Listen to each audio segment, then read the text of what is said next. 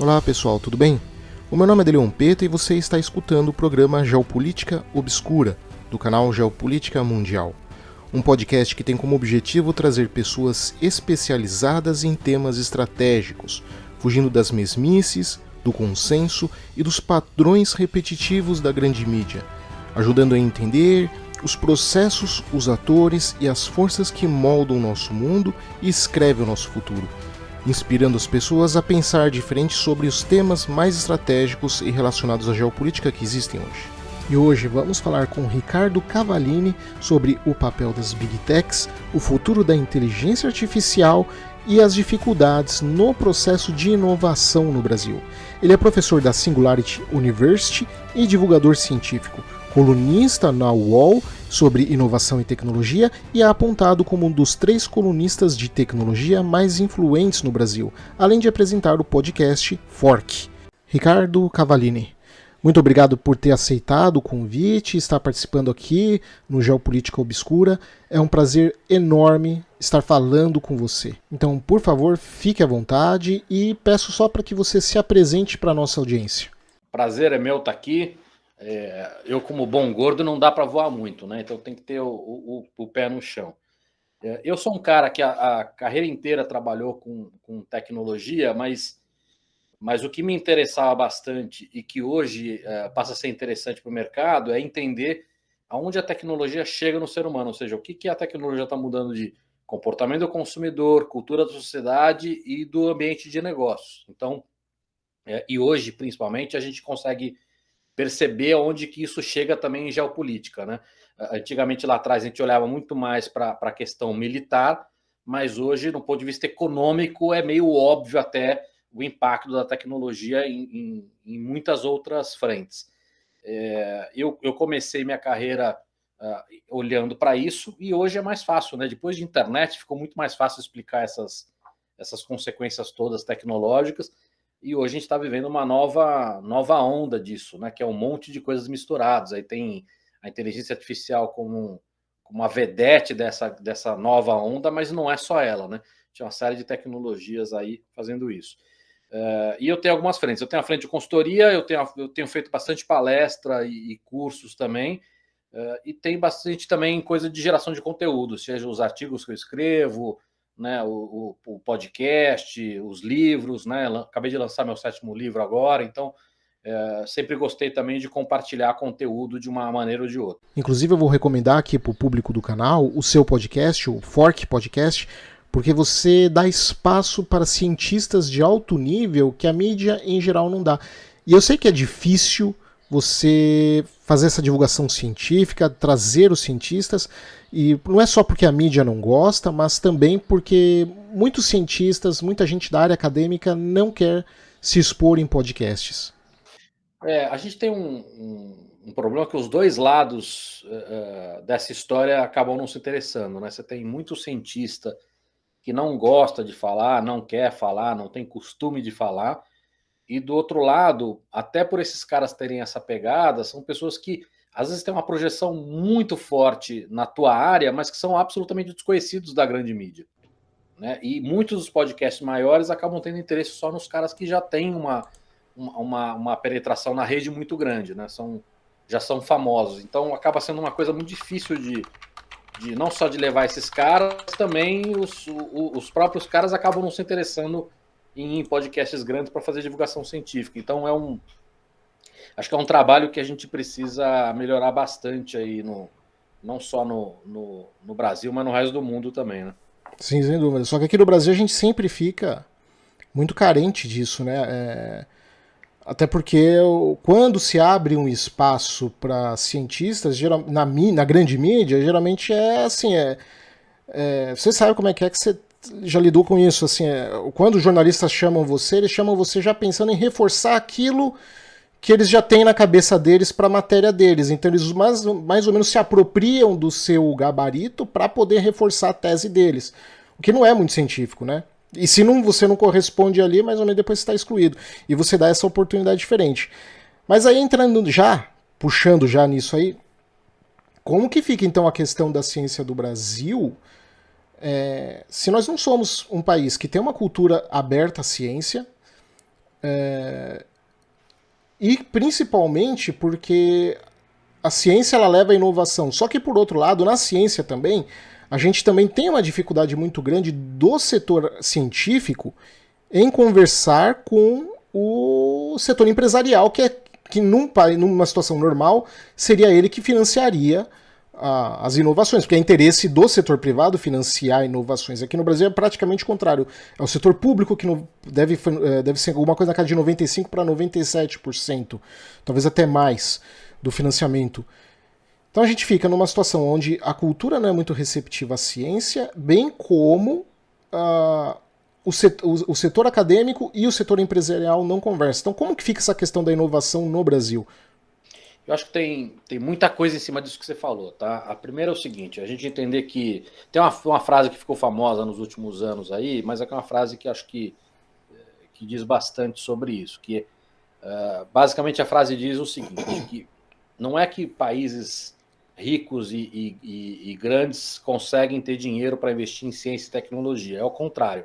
Países que investem em ciência e tecnologia é que viram países ricos, né? Acho que é importante entender a ordem dos fatores, porque ela diz muito, né? A gente acaba não investindo porque, não tem dinheiro, não sei o que, a gente nunca vai ter dinheiro se a gente não faz isso. Em relação ao investimento, acho que tem algumas frentes. O Estado desses países ricos coloca muito dinheiro em pesquisa e desenvolvimento, tanto em ciência quanto tecnologia. E isso é importante porque muito dessas tecnologias elas só vão acontecer se você tiver o Estado bancando, porque elas são tecnologias e ciências que vão dar retorno só no longo prazo. Uhum. E aí a iniciativa privada não faz sentido, não está dentro da mecânica da iniciativa privada fazer esse tipo de investimento, né? Um CEO hoje não vai investir num negócio que vai dar retorno para ele daqui 10, 15 anos, porque daqui 10, 15 anos esse cara está aposentado ou ele já está na terceira, quarta empresa, né? Não faz sentido esse cara investir dinheiro porque para ele vai virar só gasto. Então, acho que isso é uma outra camada. Outra camada é, em países desenvolvidos, esta mecânica de iniciativa privada com a academia, né, com as universidades e com o investimento de governo, é muito mais efetiva. Tem uma dinâmica muito maior, né? E muito menos burocrática, enfim. Então, essa é uma outra coisa que não é só a grana, né? É uma questão de como é que a gente mata essa burocracia, como é que viabiliza isso acontecer. Já melhorou muito no Brasil, né, no ponto de vista de legislação. Há poucos anos atrás, você não tinha nem como fazer isso. Uma iniciativa privada poder colocar dinheiro numa universidade para poder trabalhar junto. Não dava para fazer isso. Então, já melhorou muito, mas, cara, a gente está anos-luz disso ficar bom. Então, isso é algo que poderia ser muito melhorado. Então, são muitas camadas, mas no final, todas elas passam por isso, passam pelo entendimento de que a gente precisaria investir muito mais em ciência e tecnologia, né? Porque isso, assim, nas últimas décadas, a gente sentiu o impacto disso econômico. As maiores empresas do mundo, a gente sabe que são big techs hoje, né? Então, é meio óbvio até a gente falar sobre isso, mas é algo que a gente não fez. O Brasil tem um histórico muito bom em errar, né, em não fazer direito. Isso não tem a ver com o governo A com o governo B, é uma questão histórica. Uhum. O próprio investimento em educação é isso também, né? A gente nunca investiu direito em educação, né? Ainda que a gente coloque bastante grana em educação, a gente nunca fez isso direito. Então, a gente tem muita coisa para melhorar no Brasil, seja investimento em ciência, seja investimento em tecnologia, seja investimento em educação. E isso, novamente, passa não só por grana, mas por matar a burocracia, por mudar a mentalidade, por uma série de outras questões. Você que tem uma boa interlocução também com o setor corporativo, por assim dizer, você percebe neles o interesse também de investir mais no setor científico? Porque, assim, uma coisa que eu observei ao longo dos anos também é que, para muito empresário, mestre e doutor no Brasil só serve para dar aula. Tirou da aula, não serve para nada. Então não se abre nenhum espaço para isso.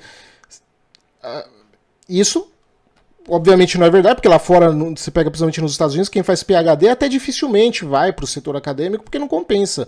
Claro que depende da área, né? Na área de humanas é um desastre em qualquer país do mundo, mas, de modo geral, tem uma percepção diferente. Agora aqui não.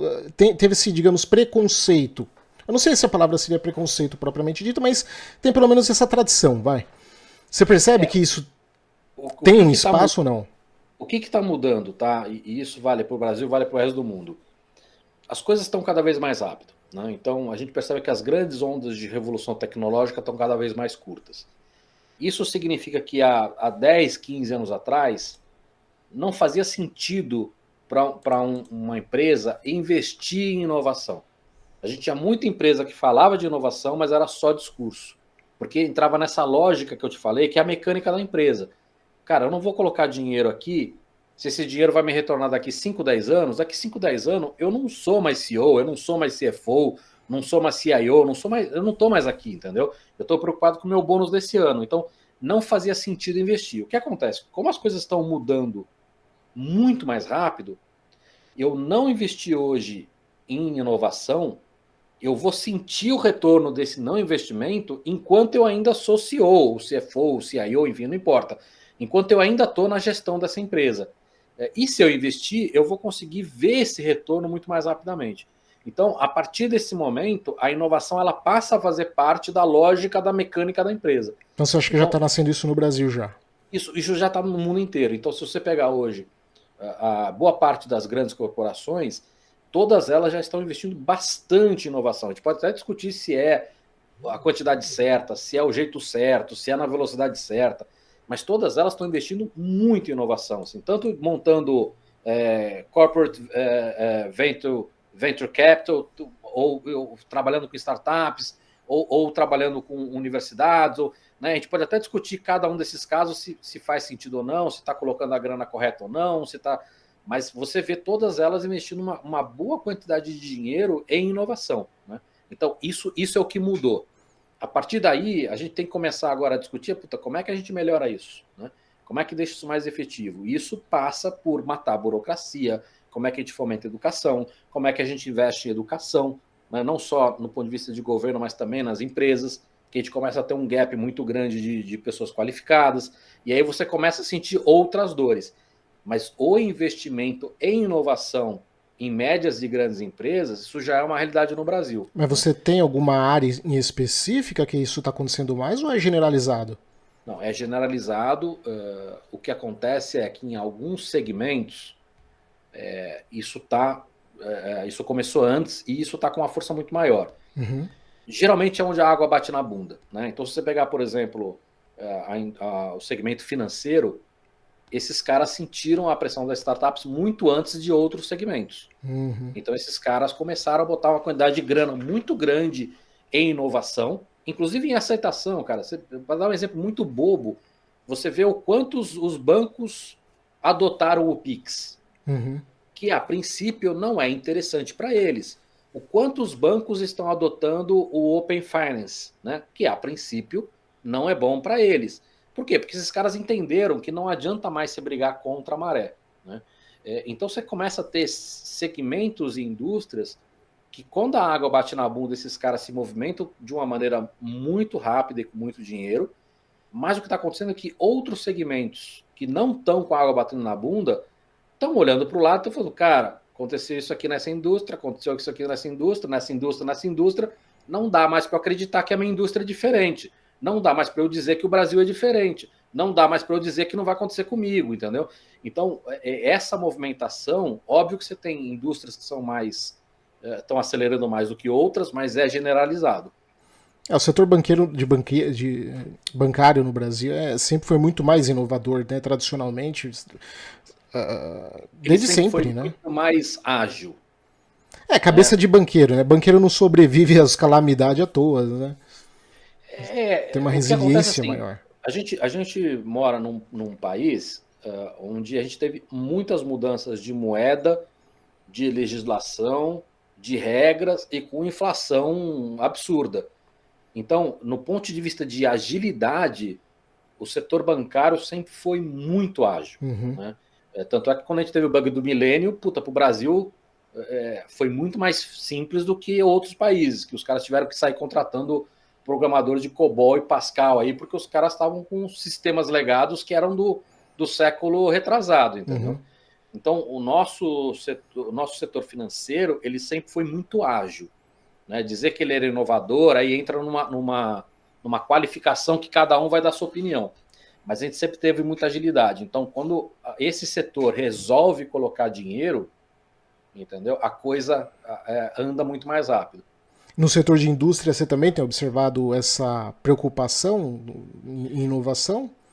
Bastante, lembrando que a nossa indústria é muito sofrida no Brasil, né? Uhum. Ela foi muito deixada de lado, enfim, ela foi apodrecendo ao longo das décadas, mas é um setor que está muito preocupado com isso. Porque essa mudança que a gente está falando, ela não é uma mudança que é exclusiva de um segmento de uma indústria, né? Quando a gente fala por exemplo, internet, que é um exemplo antigo, acho que é uma boa explicação. Fala assim, cara, que segmento que a internet não mudou? Né? Uhum. Mudou tudo. E quando a gente fala de outras tecnologias, como por exemplo o IA, cara, que segmento que a IA não vai impactar, se é que já não impactou? Todos, entendeu? Vai impactar tudo. Então, isso não é exclusivo de uma indústria ou de outra. A gente pode defender que fala assim, cara, puta, começa nessa aqui, é mais forte nessa outra, nessa aqui vai ter um impacto muito brutal já em curto prazo, mas você não tem nenhuma indústria ou segmento que você pode falar, não, puta, aqui não vai mudar. Talvez Não vai. na parte de trabalhos manuais, talvez? Essa era um entendimento que a gente tinha antigamente e que a gente já viu que era um entendimento errado. Há 10 anos atrás, a gente olhava para a IA e falava, IA vai matar primeiro os setores de... Colarinho branco. Não, primeiro a gente achava que ia ser os setores de fácil automatização, né? Então, por exemplo, coisas manuais, por exemplo, um cara que é motorista de caminhão, né? Teria um carro autônomo. Depois os poucos qualificados, depois os muito qualificados, por exemplo, um médico, um advogado, e por último, e talvez, os criativos. Hoje, cara, a gente percebe que essa ordem ela não existe. Você pode matar ao mesmo tempo um segmento muito pouco qualificado, um cara muito qualificado, um criativo, entendeu? Então, você pode matar ao mesmo tempo, você pode ter carro autônomo matando motorista de caminhão, você pode matar o designer, você pode matar, estou generalizando, né?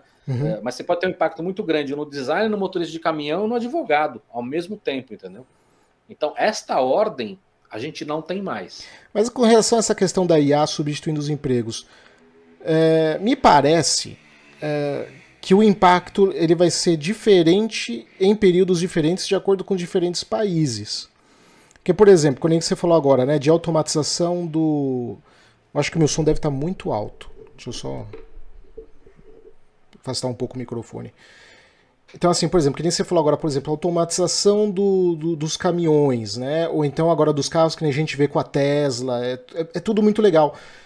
Só que é muito difícil também, por outro lado, você levar uma automatização desse segmento aqui no Brasil, considerando a nossa infraestrutura de estradas e ruas. Seria muito mais difícil você aplicar isso aqui.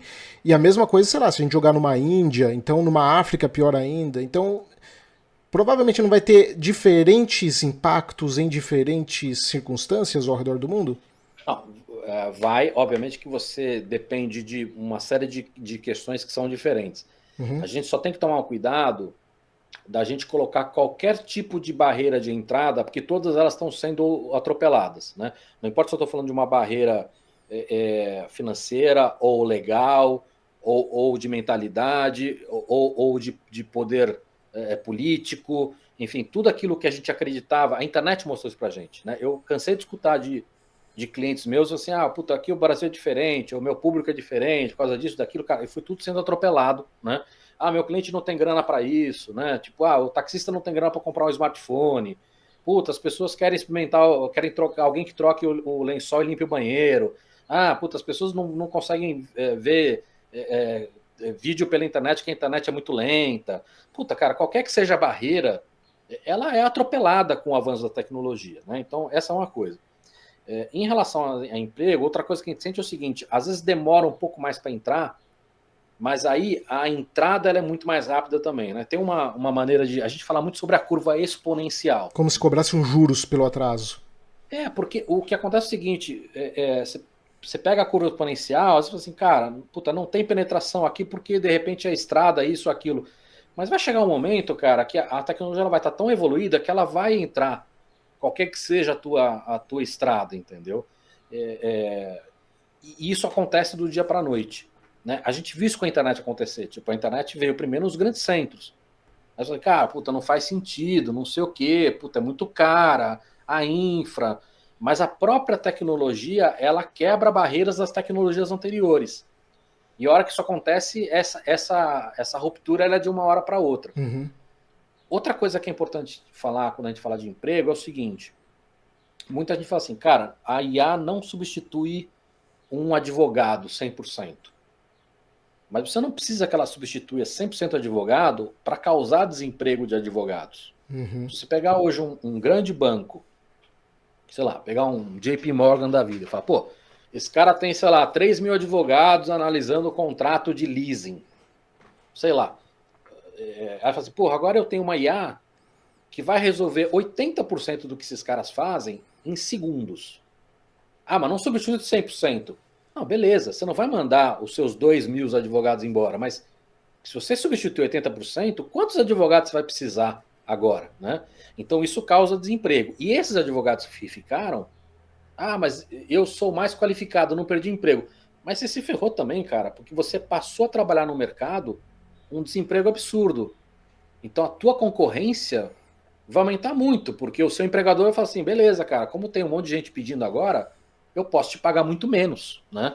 Uhum. Então, a questão do desemprego ela é mais complicada. O que a gente percebeu no passado, com as outras grandes ondas de revolução tecnológica, seja revolução agrícola, industrial, enfim, a gente, depois de um tempo, a gente passa a ter muito mais empregos e melhores empregos. O cara que estava na lavoura lá com enxada, tomando sol na cabeça 14, 16, 18 horas por dia, esse cara que foi para um chão de fábrica, puta, não é que a vida é fácil, mas ela é muito melhor. Comparado com antes, claro. O cara que estava no chão de fábrica ali sofrendo e virou. Tô simplificando, obviamente, né? Uhum. E virou um vendedor de loja, né? A hora que virou serviço, os empregos. Pô, ser vendedor de loja é fácil? Não é, puta, mas é melhor do que os empregos antigos que o cara estava lá no chão de fábrica. Então, historicamente, com as grandes ondas de revolução tecnológica, a gente tem melhores e mais empregos. O nosso problema é que, mesmo que isso aconteça com IA, é o gap que a gente tem entre um período e outro. Uhum. Né? Vamos supor que daqui 50 anos, 30 anos, a gente vai olhar para trás e falar assim, porra, cara, IA melhorou pra cacete o mundo. A gente tem muito mais emprego agora e os empregos são muito melhores que os empregos de antigamente. O problema é esse gap até chegar nesses 30 anos, 40 anos, 50 anos, que esse período de adaptação ele é muito sofrido. Uhum. Né? Até a gente conseguir criar os novos empregos, a treinar as pessoas do emprego antigo para o emprego novo, porque esse problema continua. A hora que você olha lá o Rusty Bell lá, nos Estados Unidos, o cara que está no chão de fábrica, não adianta você falar para ele, puta, agora você pode programar robô para a loja da Amazon. Não é tão simples Ele assim. não sabe Entendeu? programar, né? Não sabe, entendeu? Não sabe, não está preparado para isso, é muito mais complicado. Né? Mas a proposta da IA não é, em tese, claro que eu estou falando aqui de um ponto de vista extremamente utópico, idealista, mas a proposta da IA não seria levar o ser humano ao mais próximo possível de um ócio? Eu acho que a gente tem que tomar cuidado porque assim, não existe uma proposta de IA, existe no mundo um monte de países, né, estados, Uhum. um monte de empresas e um monte de pessoas. Cada um tem sua própria agenda. Uhum. Né? Se olhar para um país, esse país não está pensando de uma maneira dessa maneira, o cara que é dono de fábrica não está pensando nisso, e, cara, a maior parte das pessoas também não está pensando nisso, está todo mundo na própria agenda. Né? Então, é óbvio que a gente pode olhar a tecnologia, isso vale para eu, vale para qualquer outra, de duas maneiras, do lado negativo e do lado positivo. O que a gente aprendeu nesses últimos séculos é que as tecnologias elas não têm esse pensamento, elas são as duas coisas. Né? Elas causam coisas boas e coisas ruins. Então, qual que eu acho que é o nosso papel? Seja a gente como cidadão, a gente como gestor, a gente como uma autoridade. A gente tem que trabalhar as duas frentes. Como é que eu trabalho para evitar as mazelas que a tecnologia vai trazer e como é que eu trabalho para potencializar as coisas boas que a tecnologia vai trazer. E isso tem que ser feito ao mesmo tempo, porque se você trabalhar em um, você pode prejudicar o outro. Se eu quiser criar milhões de regras e leis e etc., só olhando para o mal, eu vou prejudicar o fomento do lado Você positivo. sufoca. Uhum. Eu sufoco o lado positivo, entendeu? Um puta monte de regra, um puta monte de legislação, eu sufoco os caras que estão querendo empreender para usar a tecnologia para o bem. Porque eu vou evitar o uso da tecnologia. Então, essas duas frentes têm que ser trabalhadas ao mesmo tempo e uma olhando para a outra, né? Puta, não adianta eu só fomentar o bem, porque se eu só botar dinheiro aqui sem nenhuma regra, sem nenhuma preocupação, eu vou fomentar o lado negativo. Então, essa é a grande dificuldade hoje, né? Você tem alguns países hoje, como a Europa, que estão muito mais no lado negativo. Estados Unidos agora está olhando muito mais para o lado positivo, mas a gente precisa que exista essa equalização, né? Porque a gente vai trazer muita coisa boa e muita coisa ruim. Esses dias eu estava vendo que Estados Unidos, Reino Unido, União Europeia e China, eu não lembro se só esses 4 blocos, talvez tenha mais, eu não lembro, mas eu li que eles estavam fazendo uma espécie de pacto para desacelerar o desenvolvimento da inteligência artificial. Só que me parece que eles fazem esse pacto, mas no fundo eles vão, nos bastidores, continuar correndo com isso, porque o objetivo é de cada um atingir isso primeiro mais envolvido. Então seria, na verdade, como posso falar, ver se alguém cai nesse papo e desacelera por livre e espontânea vontade, enquanto que nos bastidores, mais ou menos que nem o programa nuclear. Vamos tentar segurar o desenvolvimento nuclear para ninguém fazer bomba, enquanto que na prática todo mundo ali nos bastidores está fazendo. Se for esse o caso mesmo, o objetivo da IA seria a utilização, principalmente no setor militar. E aí, nesse sentido, qual que seria a barreira que poderia ir em cima disso? Eu acho que esse pacto ele não existe, tá? Assim, vamos lá. Esta pressão que você falou, ela acontece o tempo todo por parte dos países, né? Então, assim, tem muita gente querendo criar regras para inviabilizar que outros países, né, ou empresas grandes, inviabilizar que empresas pequenas consigam concorrer com elas. Uhum. Né? Então você pega, por exemplo, o exemplo das Big Techs. Todas elas foram para o governo pedir legislação. Né? Mas a hora que você olha o que eles estão pedindo legislação que vai impedir os pequenos de investir nessa tecnologia. Então, você sobe a escada e derruba a escada para ninguém subir. Exatamente, eles estão criar lá uma reserva de mercado, ainda que não seja o termo técnico correto, mas estão tentando criar uma reserva de mercado para isso. Os países, você tem essas mesmas modificações, mas é uma batalha muito, muito complexa hoje em dia. Né? Você pega, por exemplo, a Europa, muito do que eles querem aplicar de legislação, você já começa a ter uma resistência dos Estados Unidos e falar, cara, se você entrar aqui, vai virar uma guerra fiscal isso aqui. Né? Não adianta você querer cobrar aqui das Big Techs um imposto tal, porque no final essas Big Techs são empresas norte-americanas. Então, se você fizer isso, eu vou começar também a taxar os teus produtos. Então, esta briga ela é muito complexa, tá? Mas esse movimento existe sim, de empresas ou países querendo de alguma maneira travar o avanço dos outros. O que tem, cara, que eu acho que é muito relevante para o Brasil é o seguinte: todos esses países, Estados Unidos, China, Alemanha, Inglaterra, Índia, esses caras estão colocando bilhões de dólares todos os anos em cada uma dessas tecnologias. A gente está falando muito de IA porque é o que está mais na moda, mas nós estamos falando de IA, estamos falando de impressão 3D, estamos falando de CRISPR, estamos falando de internet das coisas, estamos falando de indústria 4.0, estamos falando de fusão nuclear para ter energia limpa e praticamente infinita. Né? Nós estamos falando de computação quântica. São muitas tecnologias. E esses caras estão colocando bilhões de dólares em cada uma delas nos últimos anos. Né? Então, qual que é o problema dessa história? Esses caras vão, dado a evolução tecnológica está cada vez mais rápida, abrir um distanciamento para os outros países que vai ser uma coisa surreal da gente conseguir explicar. Uhum. Né? Muita gente vai escutar e assim, a gente já está 1000 anos-luz desses caras. Não, eu estou falando da gente ficar um trilhão de anos-luz desses caras, entendeu? É uma distância muito grande. Isso faz com que a gente olhe para um país como o Brasil e fale assim, cara, a gente vai virar formiga em relação a isso. É a impressão que dá. Óbvio que muita gente fala, a gente já é formiga. Não, eu tô falando que isso vai piorar num nível que vai ser difícil de descrever até, né? A gente já olha competitividade, a gente já é uma desgraça. Mas o que eu tô falando é que isso vai chegar num nível que vai parecer que a gente está na era medieval e os caras estão no futuro, entendeu? Vai ser um negócio muito brutal. Então, por isso é muito importante que um país como o Brasil comece a olhar para essas tecnologias com este olhar. Mas será que dá tempo? Olha, competir com esses caras, não.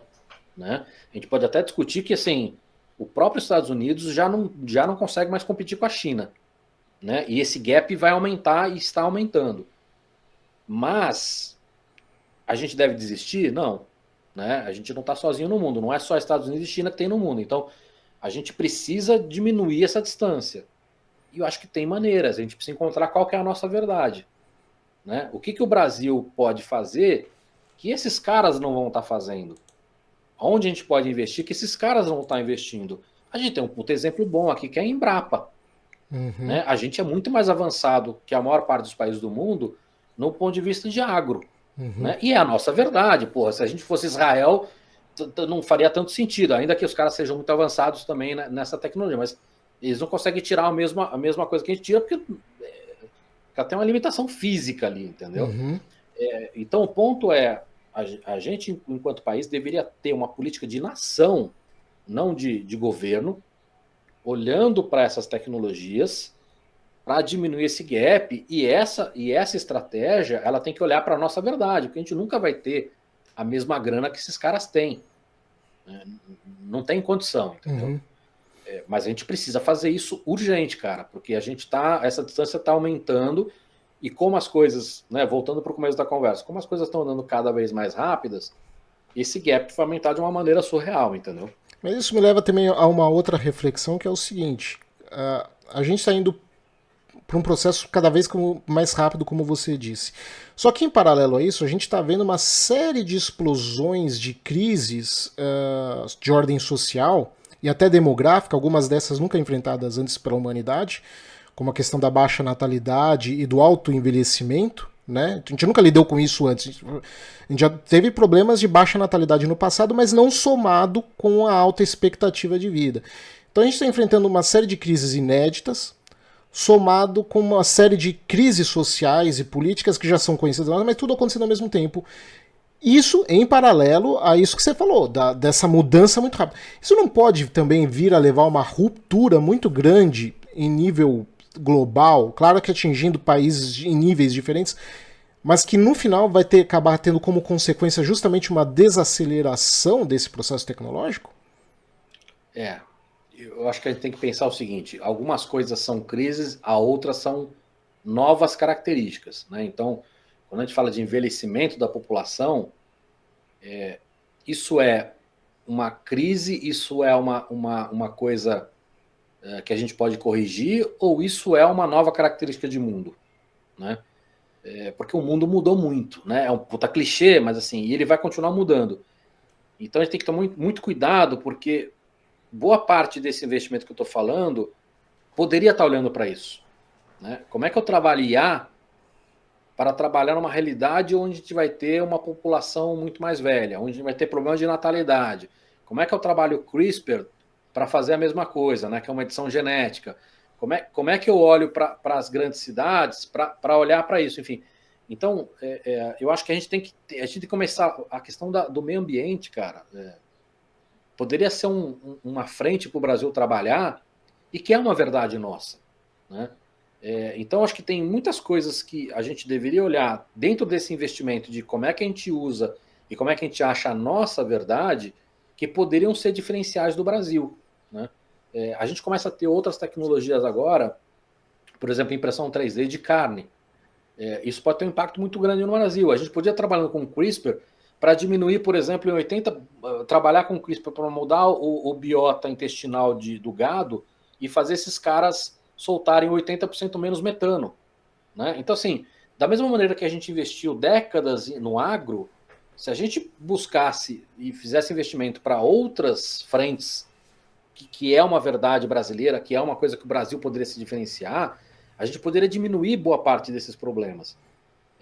Agora, é muito difícil a gente prever esse futuro, né? O quanto isso vai causar de problema, o que isso vai gerar de crise, porque é tanta coisa mudando e tão rápido que passa a ser praticamente impossível a gente definir o que vai ser esse futuro. Porque assim, por exemplo, a Europa hoje em dia é um polo tecnológico incontestável e tudo mais, só que a gente também está vendo o que não se esperava, né? A guerra da Rússia com a Ucrânia ia gerar uma desindustrialização histórica na Europa.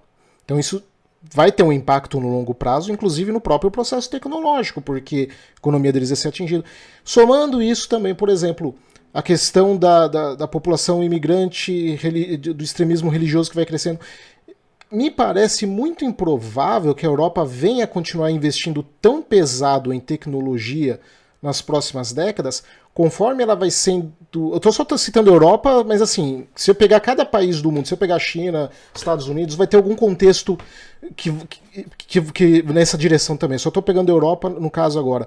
Mas assim, me parece que vai ser muito difícil ela manter esse investimento em alta tecnologia, conforme ela vai passando por esse problema de corrosão interna, que pode vir a ter um impacto em cima desse processo de inovação. Então a minha pergunta é o seguinte, considerando esse mundo mais turbulento que a gente está indo, cada vez mais desglobalizado, porque a gente falava muito em globalização antigamente e agora a gente já fala em desglobalização. Você pega praticamente quase todos os analistas de geopolítica hoje, todos eles falam desse processo de desglobalização e que com isso vai afetar a cadeia produtiva mundial, tanto industrial como alimentar, energética e por aí vai. Os países passando por essa corrosão, somada com tudo isso que eu falei, não pode ter um impacto também nesse processo de desenvolvimento, inovação tecnológica, e aí, no final, não ser tão acelerado como a gente pensava, e até talvez passar por um processo de estagnação? Eu acho que depende muito de cada um desses pontos que a gente está discutindo. Se a gente olhar, por exemplo que você deu da Europa, o que os caras que têm mais de 2 neurônios lá perceberam? Que foi uma puta cagada os caras travarem o investimento em energia, né? Obviamente que você tinha toda uma pressão popular contra a energia nuclear, mas não era o único tipo de energia que os caras podiam estar investindo. Hoje você tem em alguns países, China hoje o líder, Estados Unidos está investindo muito forte em fusão nuclear. Você tem a China indo para a Lua para tentar pegar hélio 3 para poder ter também uma maneira de produzir energia limpa e quase infinita, né? Uhum. Então, se esses caras eles já entenderam que eles fizeram muita cagada, o próprio Estados Unidos está entendendo, você tem muita gente séria lá que já entendeu o quanto esses caras pararam de evoluir.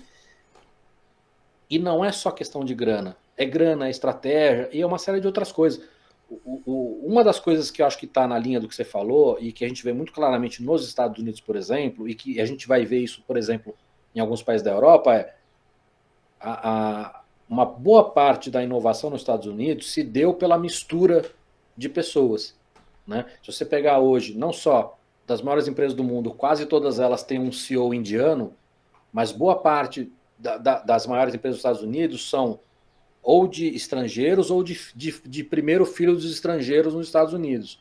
A hora que você começa a ter a parte política, por exemplo, começar a ter uma ojeriza e um preconceito muito grande contra estrangeiros, isso é uma coisa que no médio e longo prazo vai diminuir muito a capacidade dos Estados Unidos de inovar. Estou dando um exemplo só, são milhares de pequenos pontos que, como você falou, puta, o cara precisa investir nisso, não vai sobrar a grana daquilo, enfim. É muito difícil a gente analisar o futuro. Mas o que vale é o seguinte, primeiro que a Europa não é nosso problema é o Brasil, né? Segundo, mesmo que esses caras investam menos em tecnologia, eles ainda estão muito bem, né? Se a China começar a investir menos em educação e menos em tecnologia, ainda assim ela está na frente do resto do mundo, né? O material humano deles já foi feito, né? Assim, e estão fazendo isso há 40 anos, entendeu? Então, se a Coreia do Sul começar a investir menos em educação e menos em tecnologia, puta, ainda assim está na frente de todo mundo. Os Estados Unidos, com todas as cagadas que os caras estão fazendo, puta, investir menos, puta, ainda assim os caras vão perder para a China, mas, puta, estão na frente da Inglaterra, estão na frente da Alemanha, estão na frente de um monte de países. Então, o nosso grande problema é, ainda que o que você está trazendo pode acontecer, você, cara, é tanta muvuca junto que isso vai tirar, no mínimo, vai tirar o foco desses caras, né? Não é só uma questão de grana, é uma questão de foco, de discussão. né? A gente tem outro problema nessa história, que assim, a polarização ela matou muito a evolução, porque hoje a gente fica discutindo um monte de idiotice, em vez de discutir coisas que ajudariam a gente a evoluir. Mas o nosso problema é que, assim, cara, o Brasil não está fazendo nada. Pega o investimento do Brasil em IA. Puta, é 8 milhões de reais aqui, 60 milhões de reais aqui. Porra, na China você tem cidade. Cara, tem uma cidade na China que chama Tianjin. É uma cidade portuária, se eu não me engano, é a quarta maior densidade da China. Então, é como se fosse aqui Fortaleza. Os caras resolveram em 2018 fazer um fundo, falar, puta, a gente quer virar líder em IA. Montaram um fundo do Estado de 16 bilhões de dólares. É uma cidade, cara. O Brasil tá 50 milhões de reais, 60 milhões de reais, 8 milhões de reais, sabe?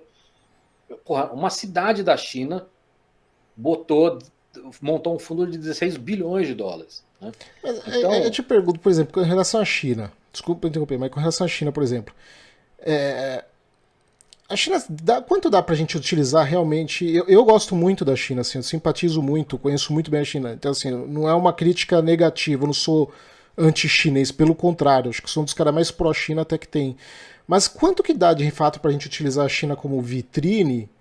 Porque a China também tem um aspecto que eles concentram muito os investimentos. Então você pega, por exemplo, essa cidade como Shenzhen, né? E aí eles investem. É uma cidade muito futurista. Ela deixa Hong Kong, que é do lado, Hong Kong parecendo 20, 30 anos atrasada. E Hong Kong é muito desenvolvida. Mas Shenzhen é um negócio de outro mundo, assim. Você se sente muito pequenininho lá.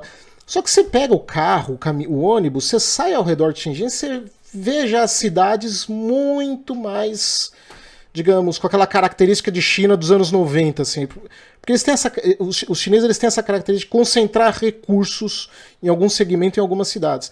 Então será que dá pra gente utilizar a China de fato como uma vitrine, como exemplo, nesse sentido? eu acho que assim, é importante dar esse alerta, né? Eu não gostaria de viver na China, né? Assim, quando a gente começa a olhar para o modelo político como um todo, eu não acho que a gente deveria se inspirar nisso, tá? Não é isso que eu tô falando. Não, utilizar como modelo, eu entendi, assim. Assim, não é, puta, você não quer é ser a copiar. China. Não é isso, entendeu? Pegar o que deu certo, né? Mas o que a gente pode se inspirar é entender o que esses caras... E tem coisas que eles fizeram de certo que não vai dar pra gente copiar.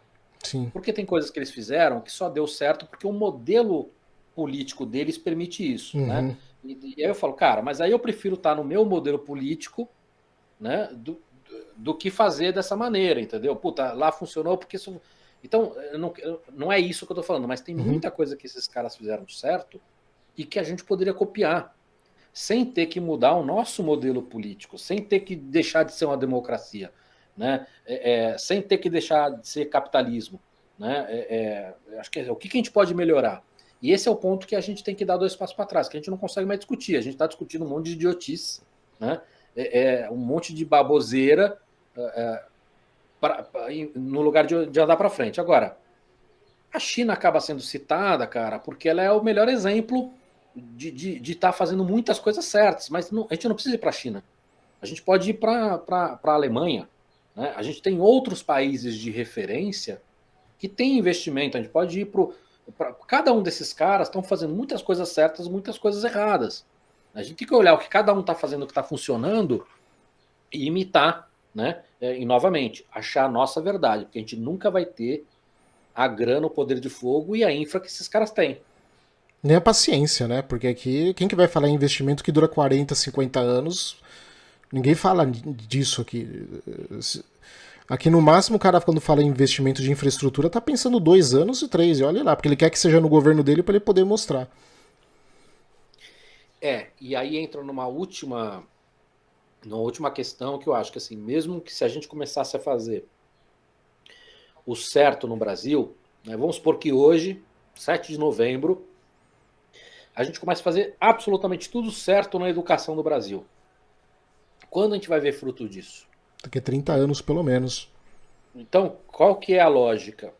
Óbvio que a gente tem que pressionar o governo, seja ele qual for, para melhorar e fazer direito, mas a gente não pode ignorar que a iniciativa privada vai ter que colocar a mão nessa lama também. Se a gente não tiver iniciativa privada trabalhando junto, inclusive para a educação, a gente não vai conseguir resolver esse problema, né? Obviamente que isso tem coisas que dependem só da iniciativa privada e tem coisas que também a gente tem que pressionar o governo, seja ele qual for, para viabilizar também esse investimento, né?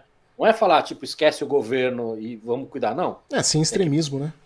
Parte desta pressão que a gente tem que fazer no governo é que essa pressão viabilize que a gente consiga revolucionar a educação, que a gente consiga investir em empreendedorismo, que a gente consiga fazer um monte de coisa, né?